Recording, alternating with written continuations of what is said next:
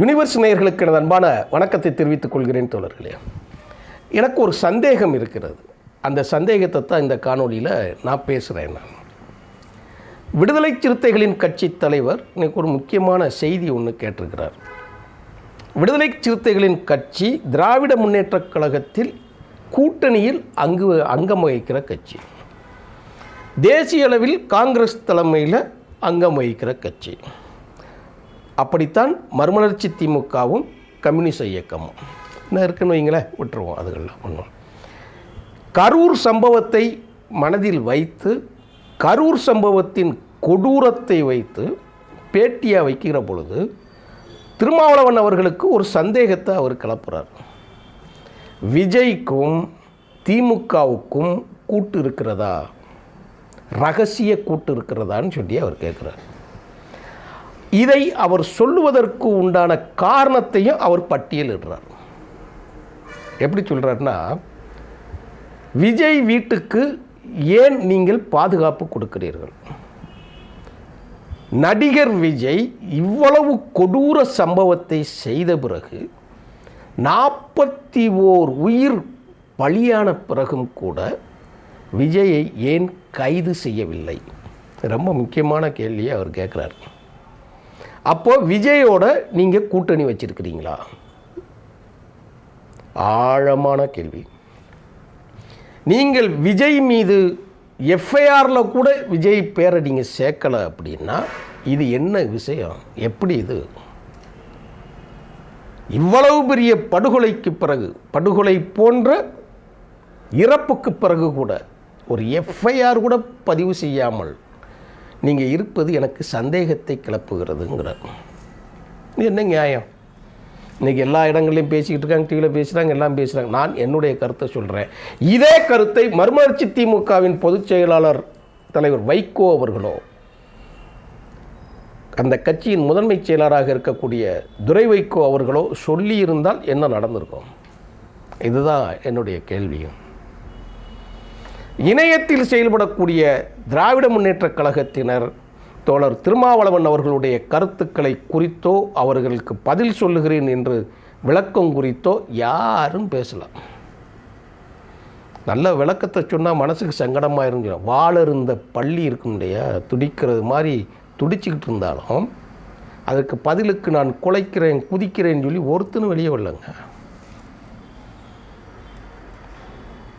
ரஷ்யாவில் ஒரு மாணவனை உக்ரைன் போருக்கு பயன்படுத்துகிறார்கள் என்று சொல்லி அவன் உயிருக்கு பயந்து அந்த குடும்பம், தாயும் தகப்பனும் கண்ணீர் விட்டு கதறி தாயகத்தில் வந்து பேட்டி கொடுத்தாங்க. பத்திரிகையாளர்களை அழைத்து பேட்டி கொடுத்தாங்க. இந்தியா முழுவதும் நாடாளுமன்றத்தில் அந்த செய்தியை அவர் பேசினார். உடனே கோரிக்கை மனுவாக வெளியுறவுத்துறை அமைச்சருக்கு கொண்டு போய் கொடுக்குறார். இதை பிரதமர்கிட்டையே நேரடியாக போய் அந்த கண்ணீர் கதறலை கேட்டு இந்தியா முழுவதும் இருக்கக்கூடிய பள்ளி மாணவர்கள், பல்வேறு மாநிலங்களில் பயணிக்கக்கூடிய மாணவர்கள், அத்தனை பேருக்கும் இப்படி ஒரு சம்பவம் இருக்குங்கிறத தொகுத்து போய் கொடுத்ததுக்கு மதிமுக பிஜேபியோட கூட்டுன்னு சொல்லி பேசிட்டாங்க. பேசாத தொலைக்காட்சி ஒன்று இருக்கான்னு சொல்லி நம்ம நினச்சி பார்க்கணும். இதை பற்றி விவாதிக்காத தொலைக்காட்சி ஏதாவது ஒன்று இருக்கான்னு பார்த்துடணும். எப்படி டேட்டு கொடுத்தாருன்னு கேட்காங்க. இன்றைக்கி கரூரில் நடந்த சம்பவத்துக்கு இறப்பு சம்பவங்கள் நடந்த பிறகு செந்தில் பாலாஜி எப்படி அங்கே போனார்னு சொல்லி விஜய் கேட்காங்கல்ல. அப்போது விஜய் கேட்கக்கூடிய கேள்விக்கும், விஜய் தொண்டர்கள் கேட்கக்கூடிய கேள்விக்கும், விஜயோட ஸ்போக்ஸ் பர்சன் பேசக்கூடிய கேள்விக்கும் இந்த கேள்விக்கு என்ன வித்தியாசம் இருக்குது? அதை அனுபவித்து கொடுமைப்பட்டவர்கள் எத்தனை பேர் இருக்காங்க? அந்த கட்சியில் இருந்து தொல்லனா துயருக்கானவர்கள் எப்படிப்பட்ட மனநிலையில் இருந்தது? ரத்தம் வடிப்பதை குடிக்கும் ஓநாயைப் போல எப்படி வேட்டைக்காடாக்கப்பட்டது கடந்த மாதம் இல்லை 3 வாரத்துக்கு முன்னால் வரைக்கும். இந்த சத்யா பிரச்சனை வரை கூட என்ன நடந்தது? ஆனால் தோழர் திருமாவளவன் இவ்வளவு பெரிய ஒரு கேள்வியை அவர் எழுப்புகிறார். எழுப்புகிற கேள்வியில் உண்மை இருக்குது. விஜய்க்கு ஏன் நீங்கள் பாதுகாப்பு கொடுக்கீங்க? இத்தனை பேர் செத்து கிடக்குறாங்க. கதறல் ஒளி இன்னும் காதுகளில் இருக்குது. கொஞ்ச நேரத்துக்கு முன்னாடி ஒரு காணொளி பார்த்தேன். விஜய் பேசிக்கிட்டு இருக்கும்போதே ஒரு இளைஞன் ஒருவன் செத்து தொங்குறான். அதை அப்படியே தோளில் தூக்கி போட்டுட்டு ஓடுறாங்க. இடம் இல்லை, காப்பாற்றுறது போலீஸ். பார்க்குறோம், கண்ணால் பார்க்குறோம். இது ஒன்றும் சும்மா செய்திகள் யாராவது வந்து செய்தி காரி துப்புகிற செய்தியெல்லாம் நான் பேச மாட்டேன் தோழர்களே. ஆவணம் இல்லாமல் நான் பேச மாட்டேன். இந்த செய்தியை ரிலீஸ் பண்ணியிருக்கிறது யார் தெரியுமா? தமிழ்நாடு பத்திரிகையாளர்களோட கூட்டமைப்பு, தமிழ்நாடு சமூக ஆர்வலர் கூட்டமைப்பு. அதை நானும் என் முகநூல் பதிவில் நான் போட்டிருக்கிறேன், செய்தியை போட்டிருக்கிறேன். நான் அந்த கூட்டமைப்பு அறிக்கையை கொடுத்துருக்கு. அந்த காட்சியெல்லாம் பார்க்குறோம். அப்படி ஒரு கொடூரத்தை நிகழ்த்தியவன். திமுகவுக்கு வாக்களித்தால் நீங்கள் பிஜேபிக்கு ஓட்டளித்ததை போலத்தான், ரெண்டுக்கும் வித்தியாசம் இல்லை நான் பேசுகிறான். பிஜேபி ஆதரிக்கு திமுகவும் கைது செய்யலாம். இதைத்தான் திருமாவளவன் கேட்குறாரு. அதை விட ஒரு கொடூரம் தெரியுமா? இன்றைக்கி ஆயுத பூஜை கொண்டாடிருக்காங்க.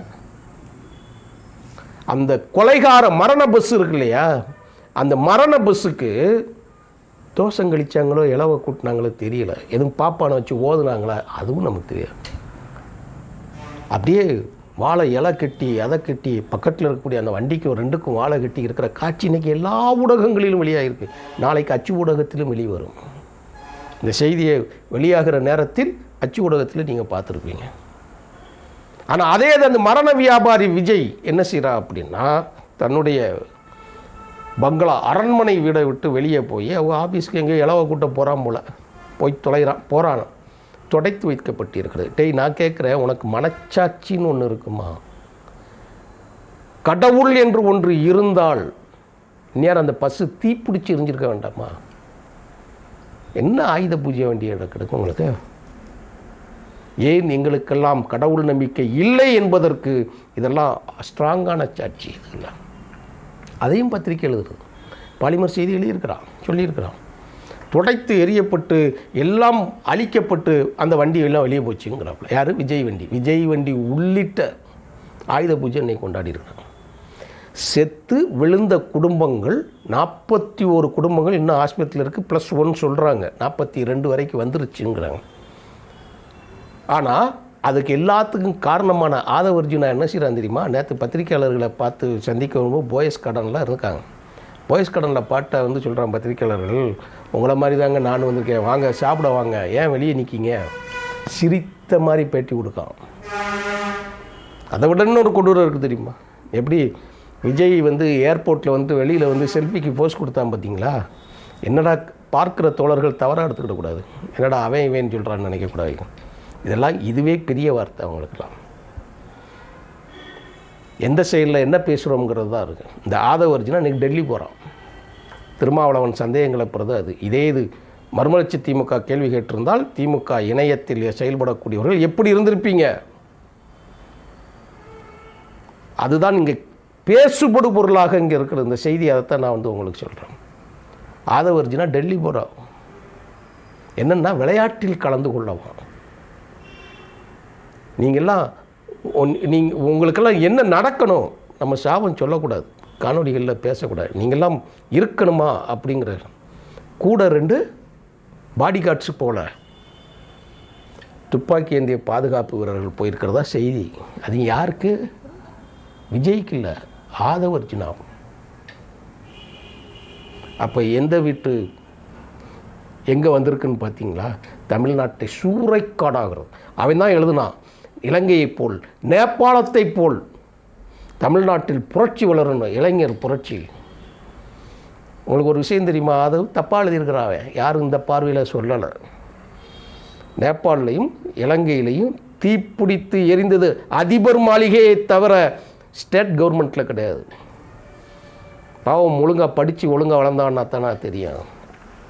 இந்த மாதிரி எழுதுவதற்கு கூட திமுக உணவல்ல. திருமாவளவன் அவர்கள் பேசின செய்திகளை மறுத்து கூட யாரும் சொல்லலை. எவ்வளோ பெரிய செய்தி சொல்லியிருக்காரு. ஆனால் எல்லா விஷயங்களுக்கும் முந்தா நாள் வரைக்கும் தாயகத்தில் உட்கார்ந்து பேட்டி கொடுத்து உள்ளதை உள்ளபடி செய்து இந்த மரணங்களுக்கு தமிழக வெற்றிக் கழகம் அதன் தலைவர் விஜய் பொறுப்பேற்றுக் கொள்ள வேண்டும் என்று இந்த முதிய வயதிலும் வைகோ அவர்கள் புள்ளி விவரமாக வெளியே பேசியிருக்கிறாங்க. அதை பற்றி எழுதுறதுக்கு ஒன்று. இன்றைக்கி எல்லாம் இன்றைக்கி டிவி செய்தியெல்லாம் வந்துக்கிட்டு இருக்கு. ஏன் பிரதமரை பார்த்தாரு, ஏன் அமைச்சரை பார்த்தாரு? நிர்மலா சீதாராமன் எப்படி இங்கே உடனடியாக துரை வைகோ அவர்களுக்கு அனுமதி கொடுக்குறாங்க? இங்கே வந்தாங்க, கரூரில் எல்லாம் கும்பல் போட்டிருக்கிறாங்க, பொய்யா சாட்சி சொல்கிறாங்க. எப்படி? அப்போ நீங்கள் பேசக்கூடிய முறை இருக்கு இல்லையா, இதையெல்லாம் திட்டமிட்டு தான். அதை விட இன்னொன்று தெரியுமா தோழர்களே, விஜய்க்கு கூடுதல் பாதுகாப்பு. இன்றைக்கி செய்திகளில் தலைப்புச் செய்தியெல்லாம் வெளிவந்துருக்கு. பாதுகாப்பு காணலை, அதனால் கூடுதல் பாதுகாப்பு. டெய், உங்களிடமிருந்து தாண்டா மக்களுக்கு பாதுகாக்கணும். இன்றைக்கி எல்லா செய்திகளில் ஒன்று ஓடிக்கிட்டு இருக்கிறது. மறுமலர்ச்சி திமுகவின் பொதுச் செயலாளர் தொண்டர் படையை எப்படி வைத்திருந்தார்? திமுகவுக்கே தொண்டர் படையை உருவாக்கி கொடுத்தவர் வைகோ அவர்கள். இன்றைக்கி செய்திகளில் ஓடிக்கிட்டு இருக்கு. 50,000 பேர் ஓடி வர்ற கூட்டம். தன்னுடைய பார்வையாலும் வார்த்தையாலும் கட்டுப்படுத்தக்கூடிய ஆற்றல் மிகு தலைவன். அப்போ தான் ஒரு செய்தி சொல்ல, என்னை நம்பி என் பேரக்குழந்தைகளைப் போல், என் பிள்ளைகளைப் போல் உங்கள் பெற்றோர்கள் வந்திருக்கிறாங்க, அனுப்பி வச்சிருக்கிறாங்க. என்னை நம்பி நீங்கள் வீடு பத்திரமா போய் சேரணும். நான் ஏன் 4 பேர் அடித்தேன்? ஒருத்தர் ஓடி கீழே விழுந்துட்டா அது எத்தனை மரண செய்திகளாகும் உங்கள் பிள்ளைகளுக்கு. என் பிள்ளைகளில் நீங்கள் ஒரு காயமடைந்தால், மரணம் அடைந்தால் என்ன செய்தியாகும்? போய் உங்கள் வீட்டில் உங்கள் தாய் தகப்பன்ற போய் நான் பத்திரமா. எப்பேற்பட்ட தலைவரை நீங்கள் எப்படியெல்லாம் பேசினீங்க? நீங்கள் திருமாவளவனுக்கு ஒரு அறிக்கை மட்டும் கொடுத்துட்டீங்க, விடுதலை சிறுத்தைகளுக்கு மட்டும். துரை வைகோ அவர்கள் சொன்னதை வச்சுக்கிட்டு, இந்த மல்லை சத்தியா பிரச்சனையை வச்சுக்கிட்டு நீங்கள் என்னென்னலாம் செஞ்சீங்கிறதுக்கு ஒட்டுமொத்தமாக உங்கள் தலையில் இடிபோல் இறங்கியிருக்கு. அந்த பாவ புண்ணியங்கள் எனக்கு நம்பிக்கை இல்லாதவங்க இதை சொல்கிறதுக்கு ஒரு மாதிரியார்.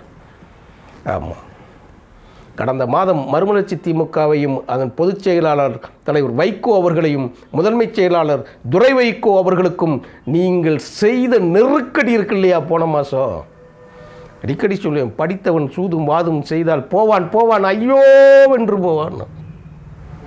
அதுகள்லாம் என்னம்மா நீங்கள் தூத்தி கிழிச்சிங்க, என்னம்மா பத்திரிக்கையில் நெரிச்சு கிழிச்சாங்க, அப்படிலாம் கழுத்தை நெரிச்சாங்க.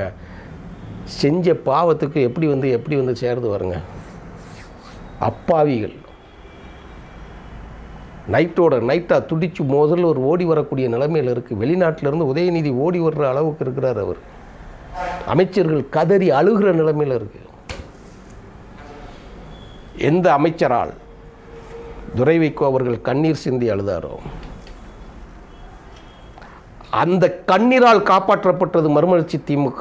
ஆனால் அதே அமைச்சர் கூட இருக்கவங்கள இன்னைக்கு கண்ணீர் விட்டு அழுகக்கூடிய சூழல் வந்திருக்கு. அதற்கு காரணமாக நீங்கள் தயாரித்த படங்களில் உதயநிதி ஸ்டாலின் அறிமுகமான படங்களில் கூட விஜய் அவர் 2 பேர் இருக்கக்கூடிய ஒரே படமாக இருக்கும். அது செய்தி.